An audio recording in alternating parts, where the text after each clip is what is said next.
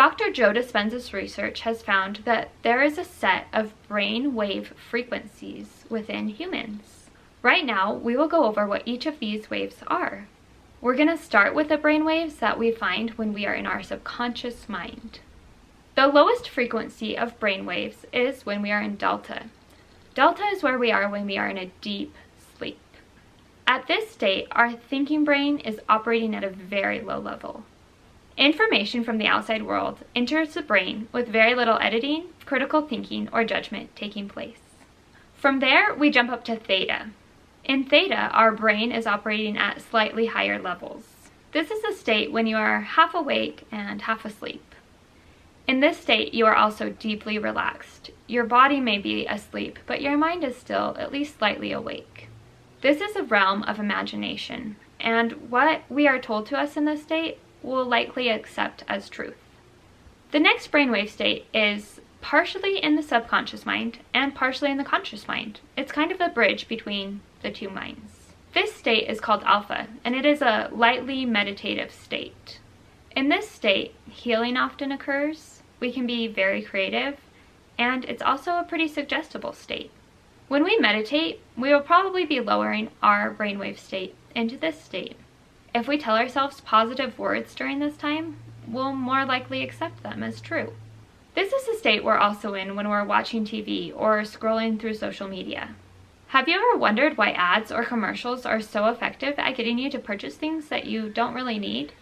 Well, when you are watching TV or scrolling mindlessly through social media feeds, you are in a lower brainwave state, which is alpha, and you are highly suggestible.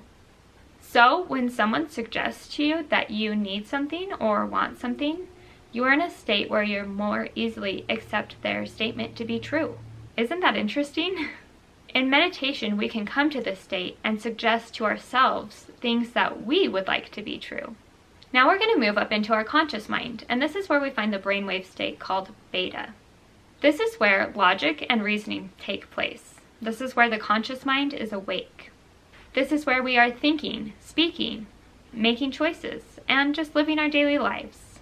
In the beta brain, there are 3 different levels that we function at: low beta, beta, and high beta.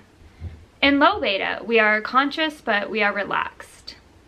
Think about it like having a casual conversation with someone at a dinner party. You're attentive and interested, but you're very relaxed as well. Then we move into beta. This is where our brain is when we are actively working.